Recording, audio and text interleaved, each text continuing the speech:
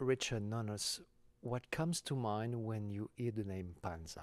Well, what comes to mind is a collection, the man before the collection, and not just Dr. Panza, but his wife too. The two of them together, and I had a kind of wonderful relationship with them because it was they were younger at that point. We were all younger at that point, and I had the opportunity to have dinner with them many times in Milan, and the kids were younger, and it was kind of a wonderful, strange place for me because it was a combination of an incredible informality in this, in fact, very formal situation, with people waiting on the table, the man who served with white gloves, but also the man who served with white gloves laughing at the jokes that Mrs. Panza was making to the kids. I mean, it was a wonderful, wonderful thing. And the place was beautiful. The house in Milan, in a way, was more impressive than Varese. Impressive in a totally different way. Varese was a museum. Varese was an incredible collection, the work of that couple. But the house was the place they chose to live with the things that were most important to them. And that was extraordinary to me. How did you discover the Panza collection for the first time? Well, I had heard about it, in fact, but heard about it the way one hears about collectors if you're a young artist. But then what happened was New York in the early 70s was a very interesting time. And one way it was interesting is that there were a group of relatively young artists, but in whatever age we were just beginning, who in fact seemed to be of more interest in Europe than in America at that time. So we found ourselves, many of us, doing some of our first shows in Italy and in France, which was very strange. I mean, it didn't really make sense. I had lived in Paris for 2 years, so the place itself wasn't strange to me. But that situation of finding the interest in what we were, in fact, completely involved in our whole lives, the most important thing in our lives, finding the interest in a very different place. So I did a series of shows in several cities in Italy and in France, and to a certain extent in Sweden. And I began to hear word from the dealers that the great collector, Dr. Panza, had come to the show and had expressed a lot of interest. Did you ever discuss this interest for Europe with Panza? Your interest for Europe with Panza? Well, not directly. No, I never talked, strangely, actually, now that I think of it, never talked to Panza about the difference between Europe and America. I have, in fact, written a lot about it, and he, I know, actually read most of what I wrote. But no, we never talked about that. But I talked about his interest. But his interest was, the way it developed was quite extraordinary to me. What I started to tell you was that wherever I did a show, he would show up. If I did a show in Austria, he would show up. I did a show in Germany, he would show up. And of course, in Italy. But he didn't buy anything. But he talked to the dealer and he looked. And one day he called me in New York and he said, I will be in New York and I would like to come to the studio. And he came to the studio and he had a little pad of paper with tiny drawings of pieces of mine, 20 or 30 pieces of mine he had seen in many different galleries. And he said, I think I want to buy all these pieces. And I want to do it all at once. But I haven't decided yet through whom I want to do it. And we talked a little bit about that. And he decided that Marilena Bonomo from Bari was the woman the dealer that he felt the most connection to, trust of, whatever it is. So he asked me whether it would be okay for him to arrange through her to buy, I don't remember what the original number was. Finally, it became something like 35 pieces, whatever. Some of which came from my studio, because he came to the studio several times. But basically, he bought them all at once. I think maybe he bought in two groups, but very close together, and never bought anything else. Maintained an interest, a very great interest in what I was doing. But at least at that point, it seemed to me, and I found this very, very interesting. The way he worked was he did enormous amounts of research on his own, went to many, many, many shows of mine, thought about it, made these little drawings, took notes, decided what he wanted from it, why he was interested, what it meant to him, and then what would be the best way to do it, and put together within a year or two, to me, an enormous number of pieces. And then decided, okay, that was his collection of my work. He continued to be interested. We talked about changes. We talked about new things. He continued to come to shows. Never bought anything again. And this happened until the very end. I mean, as I say, he came to the thing in Como. He came to many, many shows, and we always talked. And he always said, "Oh, Richard, you know, it's a shame that more people haven't picked up on your work. I'm not sure why." And we talked about the new work, but there was a kind of pride, a kind of almost a morality to his collecting, which was that he had his chance, and he wanted to buy when people were young, at the beginning of a career, and had no real interest in filling gaps or adding to that, at least with me and with the people I know of my generation that he bought, which I found very interesting, even though he loved those pieces. That was not what his collection was. His collection was a challenge, and as I say, almost a moral challenge to him. He spent several months thinking about it and figuring out what he wanted, what interested him about the way I was working, and he committed himself to a very great extent. But that was it, in terms of the buying. Do you know why Panza was interested by your works? Well, I know more now than I knew 6 years ago. That is, the book was extraordinarily interesting to me. He said things in the book that really moved me, about my work, that really explained a lot to me. But he never said that before. He never talked about it that way. He never talked about my work. Well, he did and he didn't, but the book was very specific. And in the book, he was forced in a way to, and you perhaps were involved with that, he was forced to, in a few pages, distill his feelings about each artist. But when we talked, yeah, we did talk about it, and he did give me a feeling. And what it was that was very interesting to me and very moving to me was he saw what I was doing, what I wasn't doing. He saw that I was using this minimalist vocabulary, not in the way that other people of my generation were using it. That there was a kind of what he saw that I was trying to do was to use that vocabulary in a very different way than even the people who were closest to me. The people who were closest to me as friends, but also the people who were closest to me in relation to the nature of the work. So there was a kind of asceticism that he saw in my work, and a kind of crudeness that he understood was a kind of asceticism. Panza was a very spiritual man, as you well know, and in a certain sense, in a certain formal sense, a very religious man too. But his religiosity and his spiritual nature were not quite the same. You know, I mean, there was traditional Catholic commitment, an important part of his life. But then there was another kind of spirituality which had to do with art and had to do with what not only was most important to him, but what I think defined the kind of person he wanted to be, what he wanted to accomplish in his life. And that was about a kind of seriousness about art that was, in fact, a kind of spirituality. How would you describe Panza's spirituality through the collection? Well, yeah, no, I don't want to do it through the collection. I mean, the point is that the collection was not an illustration of anything for Panza. I'm quite sure of that. It was a working out of his own spirituality, of the person he felt the responsibility to be. Listen, it's a very complicated man. You know, I mean, he was an elegant man. He was Count Panza, but you know, the title was bought by his father, right? You know, and it was not. This is not a traditional thing, you know. But he felt a real responsibility to this title, which in fact was bogus to a certain extent. You know, this is not something that I want you to tell people, but I'm you know, you're a friend, you know, a friend of his. He was a man who felt his responsibility, not just to his own needs and the clarity of his own being, but also to the position that he found himself in by virtue of his family and his situation in the world. And it was very beautiful to watch him.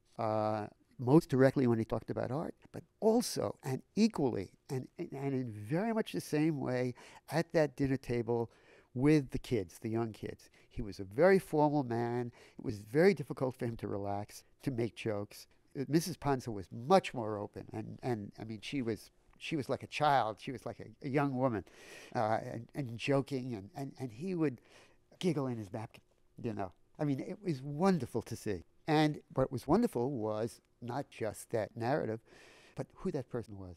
This was a man who was trying to find kind of strength and clarity and morality inside himself that he had to fight to get to hold on to, in a way. Beautiful thing. Would you say that the collection helped him to live his own spirituality? Surely, and the collection was his life. I mean, the point is the business had no great interest to him. The wealth had no great interest to him. He had the need to give back something to the world. I don't know whether he would have put it that way, but that's a way it's a shorthand way of talking about a kind of responsibility that he felt. And he had no other way of doing it. He had two ways to do it. One was the family, the kids, and the other was this thing that he found, the collection, the art. I'm made very nervous by talking about the collection. I don't like the idea of a collection. But I had the same, he was very careful not to ever leave that impression with me, at least. He talked about the work. He didn't talk about the art. He talked about the art. He talked about the Terrell room. He didn't talk about, and he was very proud of the fact, I'm remembering being taken through Varese many times. Never forget him opening a door, dark room, reaching in around the corner to flip the light switch, and the look on his face, this smile on his face. The light went on, and it was one of the Flavin rooms. And he was so proud of that. But proud for himself, having made that possible, but also for the work to be shown in a way that gave it a strength that it had never had in any previous incarnation. So the responsibility was to the work, not to the collection in a way. And the collection is a weird collection. You know, there are things that aren't in it. There are things that are terrible in it, to be honest with you. You know, things that I have, especially in the later stages of the collection, there's stuff that doesn't make any sense to me. But I have total respect for their being there because it made sense to him. And if I had spent more time with him at that stage of his life, I would know more about why it made sense to him. But the fact that it didn't make sense to me doesn't matter. The collection is a historical artifact. I'm interested in it in that way, just as I'm interested in other historical facts and things left over from the past. But what interests me is the way in which each of those works moved him and what he chose to do because he was moved. And what he chose to do was to make it available to other people in a way that gave it a kind of context. So the collection is a context. It's not a thing in itself for me. It's a context for each of the artists in it, or each work in it. So I only see the collection, and this is a reflection on me, not on him. But for me, the value of that collection is that it allows me to see every artwork in it in the context of one man's passion. But the art in it is more important than that one man's passion for me. But it isn't only because Panza, I was privileged to know Panza. I think of Panza as a friend, you know. So it was a great privilege of me to know that man, not because he was a great collector, but because he was a man with a passion, a man with an obsessive passion done with enormous dignity, as most passionate, obsessive people I know are not able to do. That is, obsessiveness very often destroys dignity. Didn't with him. If we come back earlier in the time about your first encounter with Panza, could you tell me about the first time you met Giuseppe and Giovanna Panza? Yeah. Well, you know, I don't really remember the first time. I remember the first time I spent a lot of time with them, which was when they came to the studio. Perhaps had met them in galleries or at openings. But usually he didn't come to openings. He came afterwards when it was quiet. So I'm not even sure I met them. But he, in New York, came to the studio. It was quite special because he suddenly pulled out these drawings, 30 20, whatever it was, sketches. So he knew my work much more than I had any notion that he did. Really? Yeah. Well, I mean, I just knew that he had gone to a lot of shows, but he'd really studied. It became very clear that he knew it. And also, the interplay between the two of them was just so beautiful. I was not trained as an artist. I don't know whether what you know about me. I was an anthropologist for years, and I'm a watcher. You know, that's what my first life was watching people. And I saw this couple that were playing with each other. You know, she was joking and he was laughing. He was totally formal. She was totally informal. They were both really excited. It was clear. He was totally dignified. She was just as dignified, but in a completely different way. Completely different way. Yeah. Did you remember his voice? Oh, and his voice, this strange voice. The voice almost like a caricature, almost like a cartoon voice. Yeah. I remember two things. I remember that, and I remember the way he drove a car. He turned the steering wheel like this, never like this. I mean, he adjusted his, so his hands were always parallel. I never saw anybody do that. He was a beautiful, strange man, but also uncomfortable, not quite comfortable with himself. She was totally comfortable with herself. And so that interplay was beautiful. So at one time I realized in that studio something very important was happening to me, but also I was fascinated by these people who were as gentle, as kind as possible, and as passionate. And it was very daunting to find people who had studied my work. I was a young artist. I had only been working for 4 or 5 years at that point, because I didn't start making art until I was 30. So it was a very strange thing, and I really, really liked them. And I was very pleased that my connection to them continued in a way so that they would ask me to come to the house, and they invited me on a trip once, but I was not able to go. But so we had a kind of a relationship that was important to me, and one that I felt was real. Tell me, on what occasions would you meet with Panza? Well, very often when he was in New York, he would come by. Whenever I was in Italy, I would call, and very often I would be somewhere near Milan, so he would invite me over, or I would go to Varese. But then there were a couple of other things that were really important to me. As I spent, I think, I don't remember exactly how long, but something like 2 weeks in Varese in the winter. Yeah, and we had a lot of fun. So we were there 2 weeks together. It was freezing cold. There was no heat in Varese. The only room that was heated, no room was heated. The only place, the kitchen, we were both working in the stables, completely freezing. We would work as long as we could. We would go into the kitchen and turn on the oven.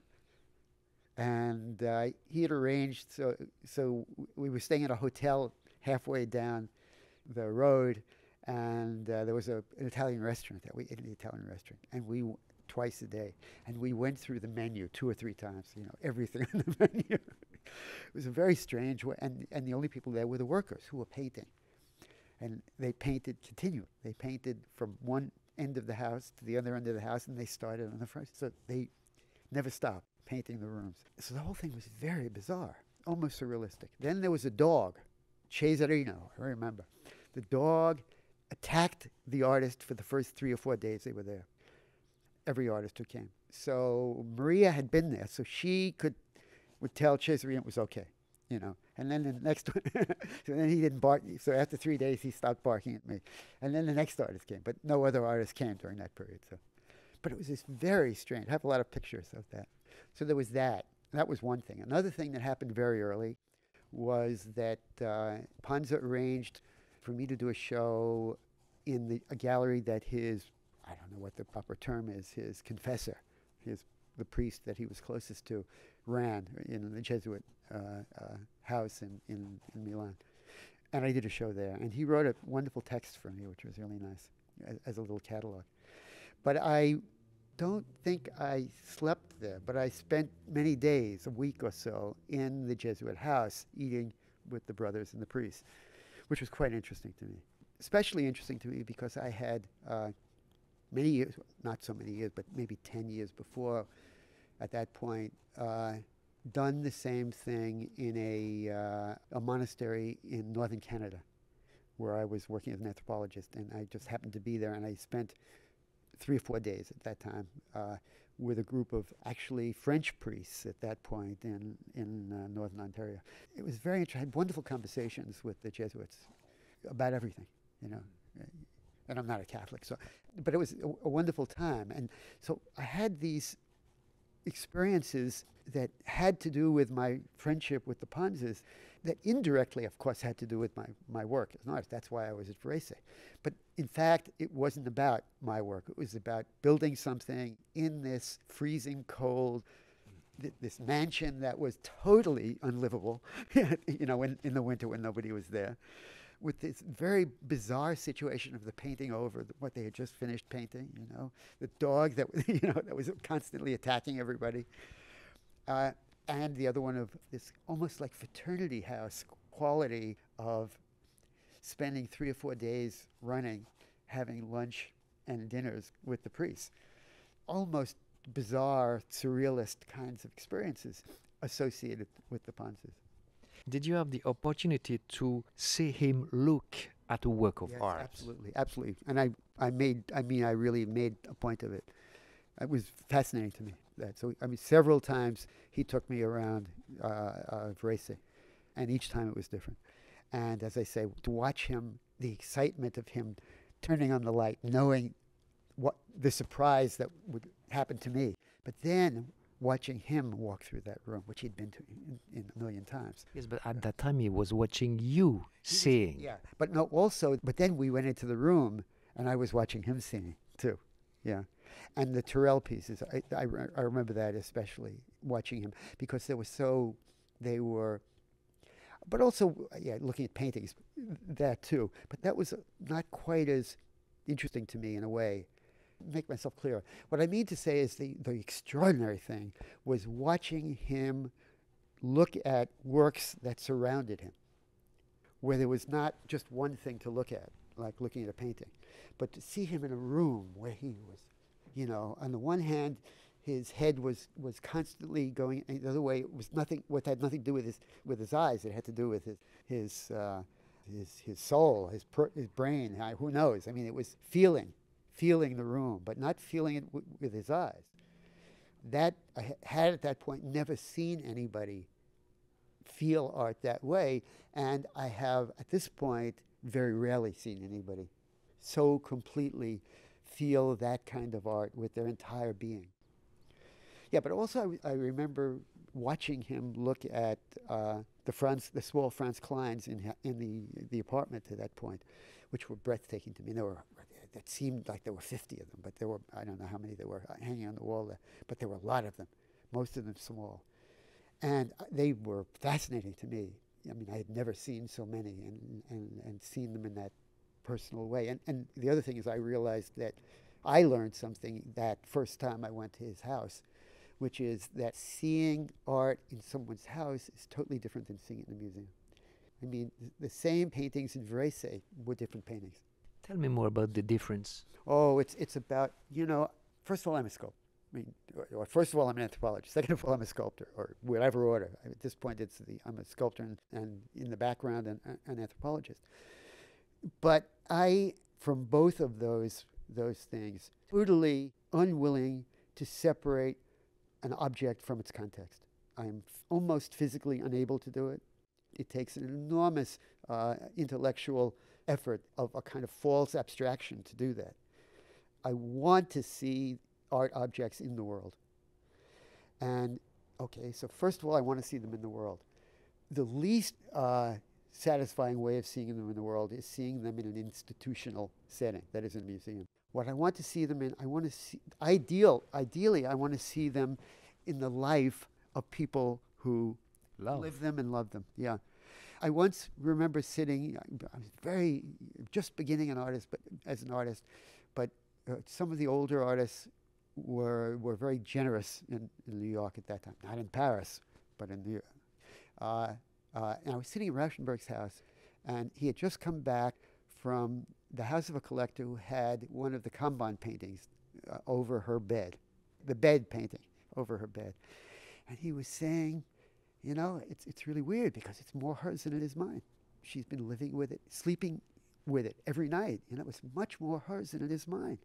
And it's a little depressing. And then he thought for a minute and he said, yeah, but I'm the only one who knows where I ran out of nails in making it. Never forgotten that. I know where I ran out of nails, and the other artists knew that about their work, but nobody knew that work like Panza. And to see the work in the context of passion, of personal passion that they existed in Panza's house and in Varese when he was there. When he wasn't in Varese, yeah, because it was the installation is perfect. I mean, it's the best museum installation in the world and that I've ever seen. It's the best, most personal, and it's the best because it also smells of a place he lived, even though in fact he never really lived there. He did for short periods of time, but nonetheless it still does that.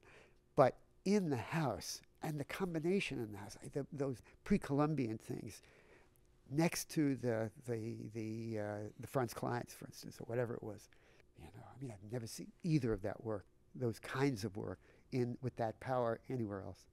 You know, he gave me that. He gave me money, the least important thing. And at a time when I had no money, it changed my life. But that wasn't important. What was important was the other things he gave me, these things that I'm trying to talk about, which also changed my life. Did Panza play a specific role in the way your work had been discovered? Yes and no. I mean, indirectly, the fact that Panza made that commitment made, fortunately or unfortunately, I mean, it doesn't say very good things about people who reacted that way, because Panza bought it, other people got more interested in it, you know, spent more time looking at it. It's unfortunately the way things are. But not really, because the fact is that Panza found my work in galleries. He didn't find it in my studio. He had been to these shows, my very first shows, in Europe especially, but nonetheless, he didn't discover it. But what he did do was he was probably the person who saw it most clearly. Well, yes and no. He saw it most clearly because he's the first person to spend that much time thinking about it. Maybe the second one, Dick Bellamy, the other one. And an interesting thing about the same time, also the Vogels. The Vogels couldn't be more different than the Panzas. But I insisted that Panza and Mrs. Panza had to go to their house. And I arranged it for the Vogels to invite them to dinner. I don't know whether you've seen pictures of that tiny little apartment, completely full of stuff, art, but also there were 5 cats, there were, I think, 8 turtles on the floor, art everywhere, everywhere, everywhere. Tiny, you know, completely claustrophobic, tiny people, really crude, in a way, people, lower middle class Americans, no sophistication at all, except about art.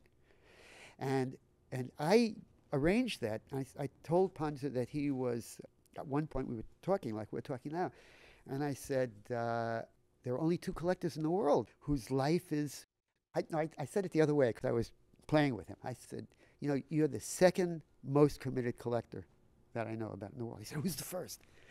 I said, well, there are a couple that I know who literally half their income is spent on art. And I told him who it was, and he had heard of them. And that's true. They both made about the same very low, maybe $40,000 a year. They lived on her salary. His salary completely went to buying art. And so I arranged this, and it was like soul brothers. I mean, they understood immediately that despite the fact that on the surface they had nothing in common, in the part of their life that was most important to both of them, they had more in common probably than they did with any other human being they knew. Amazing. These TV dinner is what they served, with tab in a can, next to the glass. Amazing. And the Panzas, to their credit, behaved beautifully. I mean, they didn't show any hesitation. They were fascinated. They were fascinated by the art. They say Panza had an eye. What does it mean for you? Well, first of all, I think that what I said about context is also in statements like that, one needs context. Eye. First of all, what does it mean to have an eye? It means to be able to see the work in the way that the artist sees. not literally and not specifically, but every artist is a part of a moment, of a not necessarily a formal group, but there's a way in which art is being thought about, talked about for a group of artists at any moment in any place. And that's what I mean by an eye. The eye with the context in which the art was made by the artist and his friends, colleagues. Now, what's very interesting to me is I have never known a curator with a great eye for more than two generations of artists. And the generations are pretty close together now, and maybe three. But I've never known anybody whose good eye spans more than two or three generations, including Panza. Panza had a great eye for the Rauschenberg group, and let's And say, Roscoe. yeah, and Rothko and those guys, yeah, great eye. He had a great eye for my generation of artists, and maybe one generation after that. After that, he lost it in my mind. Do you have an Not explanation lost about it. that? I don't mean lose. I mean that is, it wasn't as sharp. He, for the most part, bought more predictably. From my point of view, and I'm being completely open with you, which perhaps I shouldn't be, but I think that he, for whatever reason, he understood that generation of abstract expressionists were doing, what that generation of Rauschenberg-like artists were doing, what Ryman and those reductive painters were doing, and what people like me were doing, and also what the Turrell and Flavin, and I mean a range. But all of those things had something in common, which in fact changed in the art of the 80s. The 80s was a kind of change. There was certainly changes from the 50s to the 60s to the 70s, but they were based on the same kind of connection or serious, a certain sort of philosophical seriousness, a kind of. That was? Well, I don't want to define it, because it was a certain kind of narrowness, but it was a narrowness that was. It started out being European. I mean, the abstract expressionist generation was as much. It was a European generation being influenced by their forced American stay.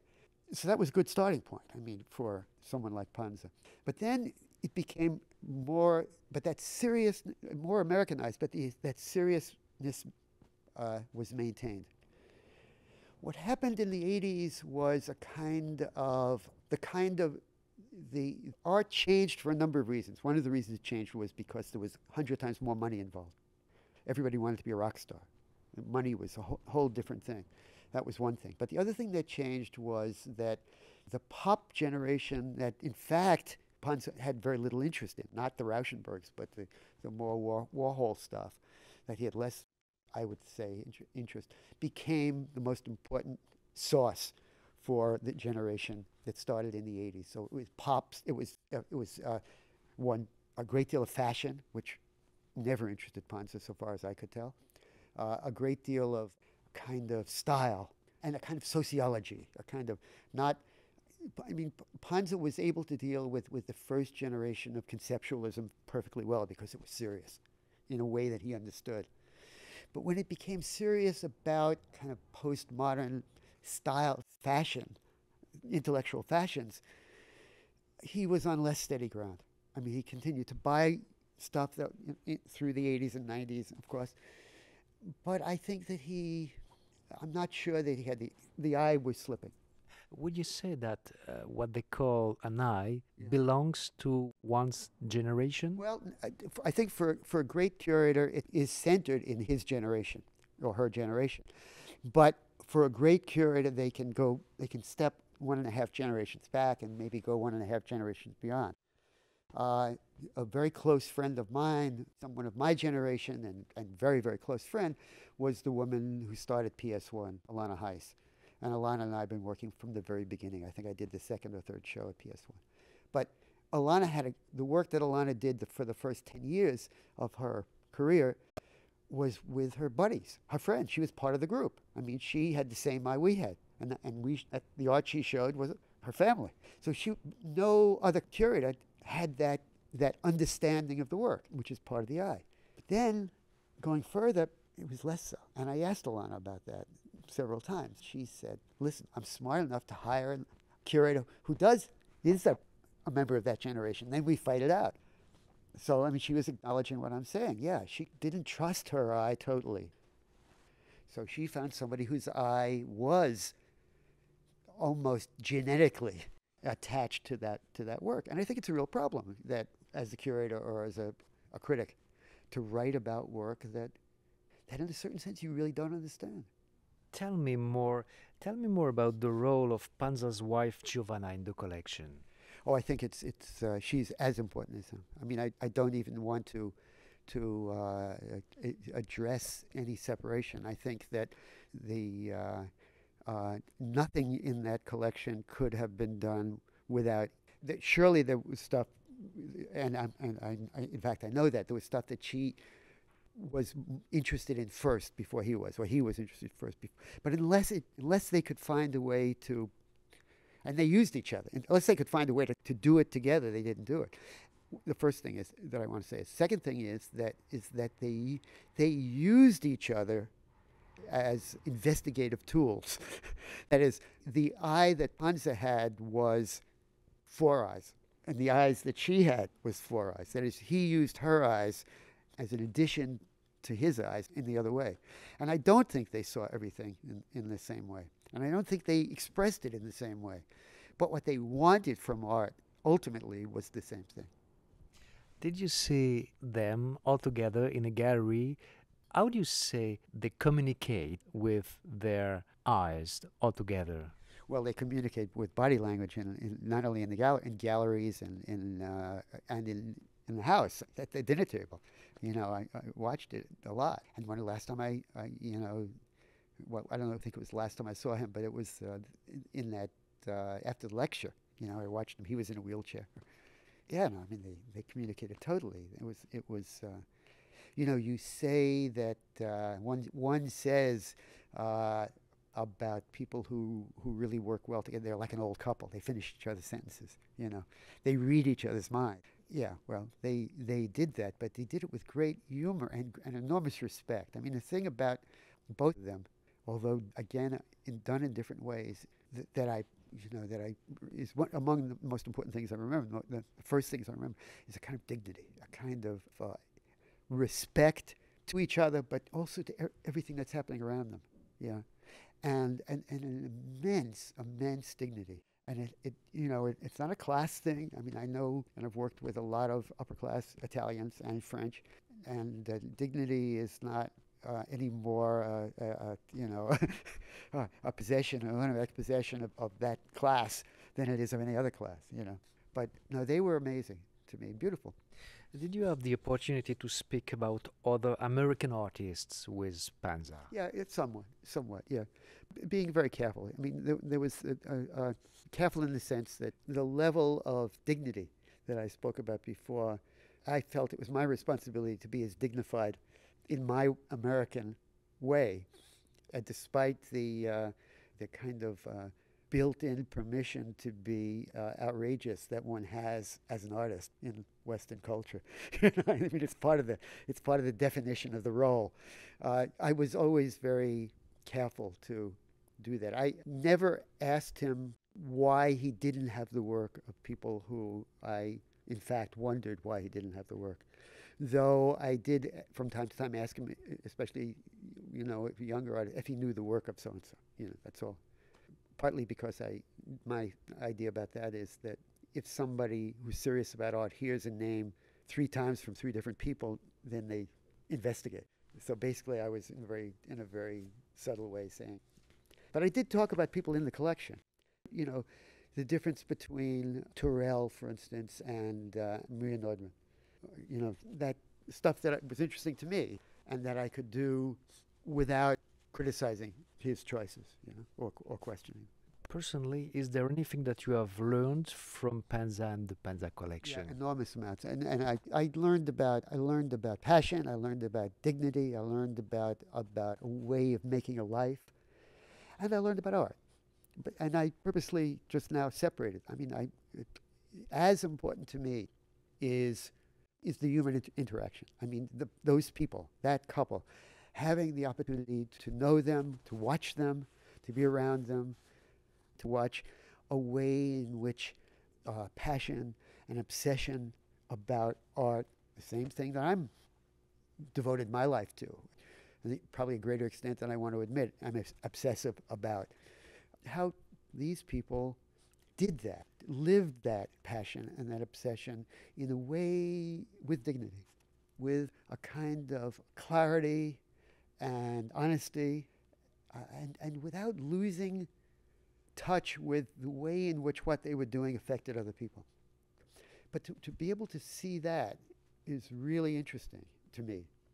And again, not from the view of an institutionalized collection, the collection with a capital C, but as people forcing themselves to deal with what they needed to and wanted to think about most. Look around here, this studio. I mean, the book you saw, it is full of stuff. It's full of old pieces and new pieces, undifferentiated pieces hung in the worst possible way, because I have the need to force myself to continue seeing that work in its work, not in the best possible light, but in the worst possible light, because I need to be forced to keep thinking about it. The old work as well as the new work. I need to be forced to figure out what's working and what's not working. And that's part of what I want, what I've come to understand the studio has to do for me. Well, that's what Varese did for them.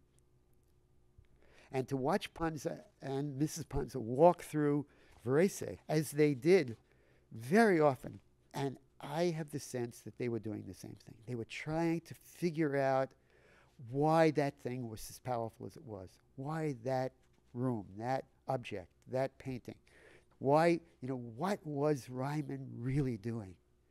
I don't mean in psychologically. I mean, what is that painting really doing for me? What is it doing to me? Why is it so important to me? And why is this Ryman stronger than that Ryman, even if I won't admit it to anybody else? And they spent their life doing that. And I spend my life doing it too, but with my own work. They're doing it with other people's work, which became their work. And that's the only way in which I'm willing to think about the collection in a massive sense, is that was their life, not life work, was to bring together into one place everything that they wanted to keep thinking about it. It's like the traditional picture of the scholar in the library, in his private library. It is enormously important that those references books be there on the table when he needs them. And I think that's the way Panza dealt with that work. That those works were there when he needed them.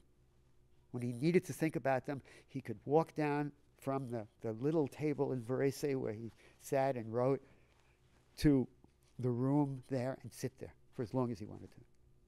Is there anything you'd like to say to Panza that you hadn't time to say before? Thank you. I mean, I basically thank you and telling him what I was thanking him for, which is what I just told you, because I don't think that he knew that, not just for me, but for many people. I mean, I think he knew that we were all pleased that he bought our work, that he loved our work, that he wanted our work. But I don't think he realized how important they, as people, and the quest for understanding that they were on, a quest which I want to say, was in a way a very spiritual one. I don't know enough about them to go into any detail about that. But as I say, I watched them for a long time. I want to thank them for letting me see their passion and the result of their passion and the process of their passion. Just as they perhaps would thank me for letting them see the product and the process of my passion. But it goes in the other direction too. And it isn't just about the work. It's about the work in a human context in this case. I mean, the context of their lives. That's what I want to thank them for letting me see that.